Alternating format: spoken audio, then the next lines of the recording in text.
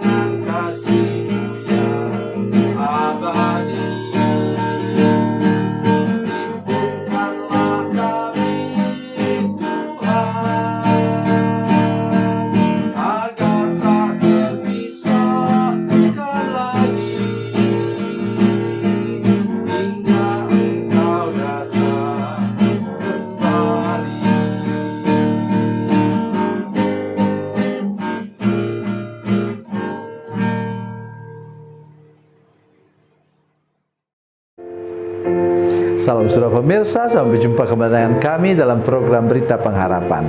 Saudara pemirsa, ada yang patut kita pahami, bahwa Yesus benar-benar sudah mati di kayu salib menggantikan kita. Mengapa? Lewat jalan itu kita memperoleh jalan berkat yang berkelimpahan.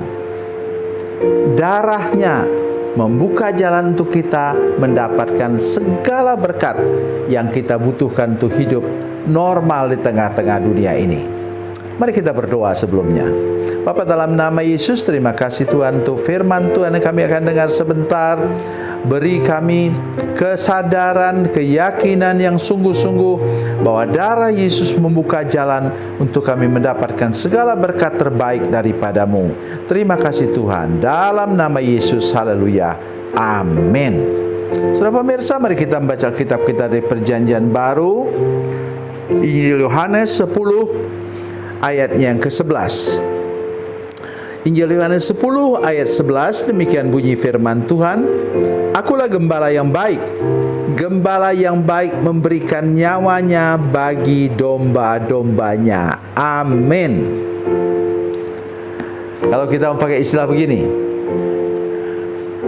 sedangkan nyawanya pun, nyawa Yesus dia persembahkan untuk hidup kita ketika dia mati di kayu salib, apalagi sandang, pangan, dan papan, apalagi perumahan yang layak, apalagi yang lain. Nah, hati-hati saudara sekalian. Bila saudara merasa tidak diperhatikan Tuhan, Tuhan tidak mau dengar doa saya, hati-hati. Bukan salahnya Tuhan Yesus. Engkaulah yang mungkin belum sungguh-sungguh bertobat. belum terima Yesus dalam hidupmu, belum lahir baru, belum dilepaskan dari kutuk. Itu penyebabnya, saudara sekalian. Bila engkau sudah hidup beres dan benar dengan Tuhan, ikut saja jalannya. Karena apa? Darah Yesus di sinilah yang membuka pintu, membuka jalan, katanya. Coba saya ulang lagi. Akulah gembala yang baik. Kebaikan sang gembala agung itu adalah kelihatan dari dia memberikan nyawanya bagi domba-dombanya. Saya masih ingat cerita tentang Daud yang masih remaja, imut-imut, katanya pipinya masih merah. Ya. Oleh karena itu dia diolok-olok oleh oleh Goliat. Sudah perhatikan baik dengan Daud. Apa katanya? Kalau ada singa atau beruang, singa itu 5 kali lebih berat daripada beratnya Daud. Dan ini beruang coklat itu berat badannya 12 kali lebih berat dari berat badannya Daud. Bayangkan saudara sekalian, itu kalau orang orang gulat atau orang dia tidak bisa dipertandingkan kelas bulu lawan kelas berat, tidak mungkin. Itu tidak seimbang namanya. Tetapi saya ingin mengingatkan kita hari ini bahwa Daud bertaruh nyawa. Dengar? Ya, baik. Daud bertaruh nyawa, dia tangkap jenggotnya, katanya dia banting singa itu mati. Dari mana dia dapat itu? Tanggung jawab. Yesus bertanggung jawab atas keselamatan kita. Karena itu dia rela digantung di kayu salib, mati di kayu salib untuk selamatkan kita. Ingat itu baik-baik saudara sekalian.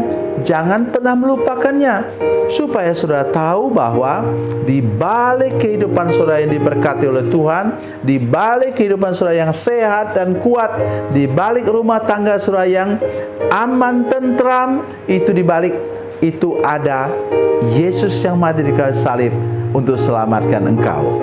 Jangan pernah melupakan hal ini. Itu yang sangat terpenting untuk saya katakan kepada saudara-saudara hari ini. Baik, yang kedua, mari kita lihat ayat yang ke-12. Sedang seorang upahan yang bukan gembala dan yang bukan pemilik domba-domba itu sendiri, ketika melihat serigala datang, meninggalkan domba-domba itu lalu lari, sehingga serigala itu menerkam dan mencerai-beraikan domba-domba itu. Kita patut memahami hal ini saudara sekalian. Pencuri itu siapa? Iblis. Ya. Tidak ada perbuatan iblis yang menguntungkan kita. Jadi jangan mau digoda oleh kuasa kegelapan, orang-orang yang bilang dia bisa tolong begini begitu segala macam, bisa berikan pada saudara pelaris supaya bisnis sudah berhasil. Jangan. Ya. Jadi tetap percaya kepada Tuhan, karena Ia sudah buka pintu dan kuasa darahnya untuk engkau mendapatkan segala apa yang terbaik, seperti apa yang dikatakan dalam ayat yang ke-10. Apa katanya? Pencuri datang hanya untuk mencuri dan membunuh dan membinasakan. Aku datang supaya mereka mempunyai hidup dan mempunyainya dalam segala kelimpahan. Untuk domba, kelimpahan itu artinya dia bisa berbaring di atas makanan, di atas rumput yang hijau, dan dekat dia ada telaga air yang tenang. Itu artinya kelimpahan. Dan bagi saudara-saudara sekalian, bila engkau cukup makanan, cukup pakaian, dan punya perumahan yang layak, itu sudah sesuatu yang luar biasa. Jangan minta lebih lagi daripada Tuhan. Kalau engkau minta lebih, seperti saya sering berdoa, Tuhan berkati saya dengan berkat Tuhan yang berkelimpahan banyak-banyak. Tujuannya untuk menolong orang lain. Kami punya pelayanan di tengah-tengah suku terabaikan yang mereka perlu dapat bantuan dari kami. Ya, walaupun kami tidak kaya, tapi kami bisa bantu mereka sedikit untuk meringankan beban hidup mereka. Itu yang Tuhan mau dari hidup kita.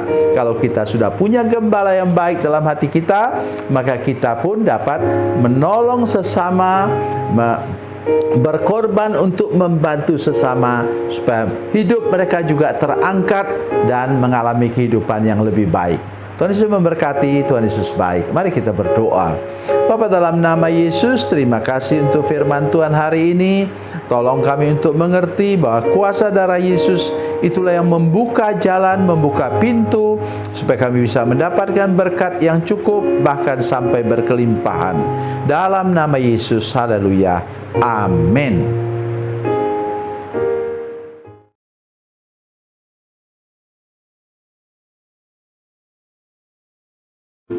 Salam saudara pemirsa, mengakhiri program ini, saya mohon kepada saudara-saudara pemirsa sekalian untuk bila saudara menyaksikan program ini melalui channel YouTube, maka tekan subscribe dan bunyikan lonceng.